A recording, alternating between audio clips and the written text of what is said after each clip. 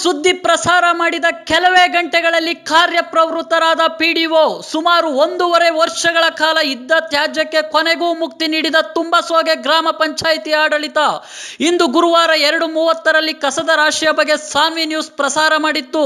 ತ್ಯಾಜ್ಯದಿಂದ ಶಾಲಾ ಕಾಲೇಜು ಮಕ್ಕಳಿಗೆ, ಅಂಗನವಾಡಿ ಮಕ್ಕಳಿಗೆ ತೀವ್ರ ದುರ್ವಾಸನೆ ಬೀರುತ್ತಿತ್ತು.